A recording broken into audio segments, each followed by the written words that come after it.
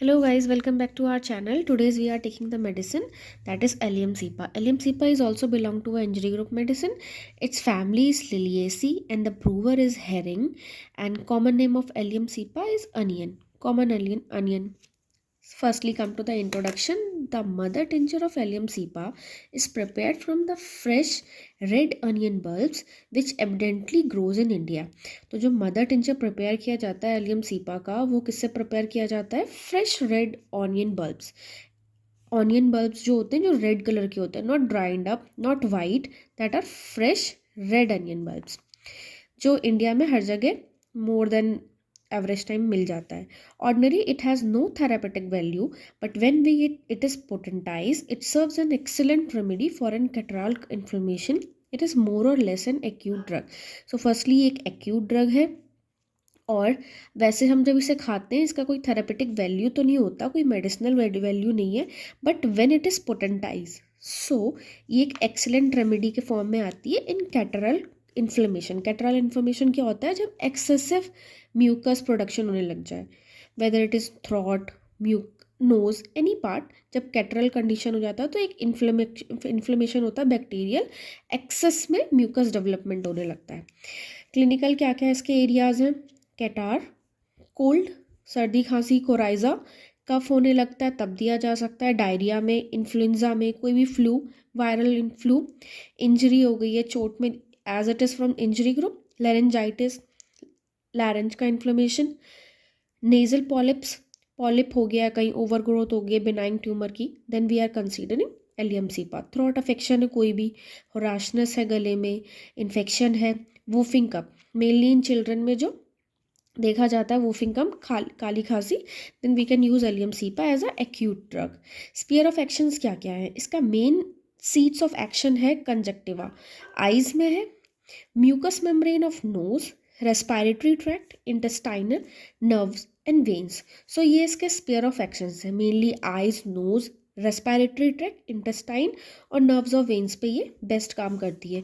Pathogenesis क्या है इसकी? It ex irritation, it causes irritation of conjunctiva and mucus membrane of nose. So as commonly जब हम लोग प्याज काटते हैं तो जो उसकी स्मेल होती है या फिर जो उसकी झरप होती है वो आँखों में लगता है, पानी आने लग जाता है. तो दैट्स अ केमिकल, जो उसमें एक केमिकल प्रॉपर्टी होती है, उसकी वजह से इरिटेशन होती है. Same like the potentise form of, इसमें इरिटेशन ऑफ कंजक्टिवा जब होने लगा या म्यूकस मेम्ब्रेन से, नोज से, आई से पानी डिस्चार्ज होने लगे, respiratory, gastrointestinal tract, producing acute catarrhal inflammation. Catarrhal condition तो होगी, but how it is acute inflammation and profuse discharge, और बहुत ज़्यादा डिस्चार्ज डेवलपमेंट होगा. It also causes neuralgia, that is nerve pain and inflammation of veins. Inflammation हो सकता है whether it is of veins और एट नर्व्स. कॉन्स्टिट्यूशन कैसा होता है एलियम सीपा के पेशेंट का? Since it is a mainly edge an acute drug consideration, तो हम ज़्यादा इसका वो तो नहीं देख पाते कि कैसा पर्सन का कॉन्स्टिट्यूशन हो, क्योंकि एक्यूटली दिया था, सर्दी जुकाम हो गया, we are taking the allium cepa, weather change, taking the allium cepa. But अगर हम ज़्यादा इंपॉर्टेंट नहीं रखता इसमें, the patient is however very hot, hot होता है patient with psoric miasm in the background. उसका मियाज्म कैसा होता है? सोरा होता है. गाइडिंग सिम्टम्स क्या क्या हैं? Allium cepa is left sided medicine, मतलब इसके सिम्टम जब स्टार्ट होंगे तो वो from left to right, like पहले उसके लेफ़्ट साइड में डिस्चार्ज होने लग जाएगा, या कोई पेन है, लेफ़्ट में दर्द है, वो राइट साइड शिफ्ट होगा. इन कॉमन कोल्ड और कफ और headache which is aggravated in a warm room. अगर उसको कोराइजा है, कंडीशन है, कॉमन कोल्ड, इन्फ्लुएंजा है, कुछ भी है, हेडेक है, तो वो एग्रेवेट वार्म रूम से स्टार्ट होगा. और उसको कब अच्छा लगेगा? बाहर जब वो जाएगा, ओपन एयर डिज़ायर होती है. Worse again on returning the warm room, और फिर अगर बाहर से वो फिर उस रूम में आएगा तो उसकी कंप्लेंट्स फिर से बढ़ जाएंगी. Allium cepa must be thought of. हम इसको ऐसे भी रिलेट कर सकते हैं कि जैसे हम अनियन चॉप करते हैं तो वी आर फीलिंग सफोकेटिंग और eye start to running water, like when we stop chopping or go outside we feel better, but again we back to that room and start again chopping, then it create the same symptoms.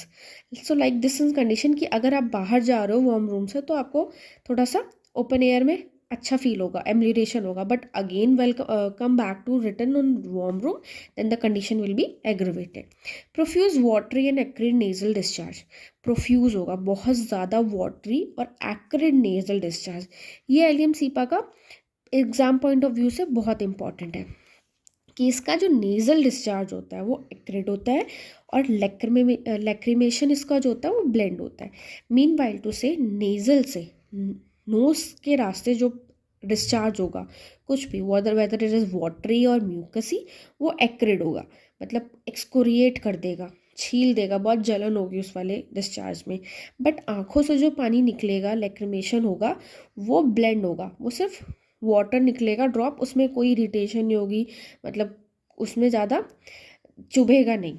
तो lacrimation bland है और nasal discharge acrid है. Reverse of euphrasia when nasal discharge is bland and lacrimation is acrid. Euphrasia, it is also a medicine that we taking in next class. Euphrasia और allium cepa में contrary है कि इसका nasal discharge acrid होता है and eye discharge lacrimation इसका bland होता है. बट यूफ्रेशिया में उसका आई डिस्चार्ज एक्रिड होता है एंड नेजल डिस्चार्ज ब्लेंड होता है. डिज़ायर फॉर रॉ ऑनियन, तो अब एलियम सीपा की बनी हुई है, दैट मीन्स जो पेशेंट होगा उसको डिज़ायर होगा रॉ ऑनियन खाने का. यहाँ पे हम बोविस्ता भी ले सकते हैं, बोविस्ता के पेशेंट को भी रॉ ऑनियन खाने का डिज़ायर होता है. Is an indication for the remedy. Aggravation in warm room में सिम्टम्स एग्रीवेट करेंगे in evening and relieve by in cold room और इन ओपन एयर. अगर वो बाहर जाएगा, खुली हवा में जाएगा, तो उसको अच्छा लगेगा, बट वो वापस से वार्म रूम में आएगा, then its symptoms will be again come back. Violent laryngitis, larynx में उसके बहुत ज़्यादा प्रॉब्लम होगी, इन्फ्लेमेशन रहेगा, वायलेंट रहेगा, बहुत ज़्यादा कफ होगा या म्यूकस डिस्चार्ज होगा तो वो एक्सेसिस लेवल में होगा. Cough seems to be tear and split the larynx. उसका लैरिंग्स वो पहले तो वो उसको कुछ खाने में बहुत ही प्रॉब्लम होगी, इवन स्वेलो करने में भी इवन खुद का सलाइवा भी स्वेलो करने में उसे पेशेंट को बहुत प्रॉब्लम होगी. सो जब भी वो कफ करेगा, खांसेगा या स्नीज करेगा कुछ भी, तो उसको इतना ज़्यादा प्रॉब्लम होता है कि उसको अपना लैरेंज को अपने दोनों हाथ से पकड़ना पड़ता है. लाइक दैट थ्रॉट को वो पकड़ेगा कि कहीं वो बाहर ना आ जाए, इतना पेनफुल रहता है वो. तो उसको ऐसा लगता है कि उसका टीयर हो रहा है या स्प्लिट्स में निकल जा रहा है.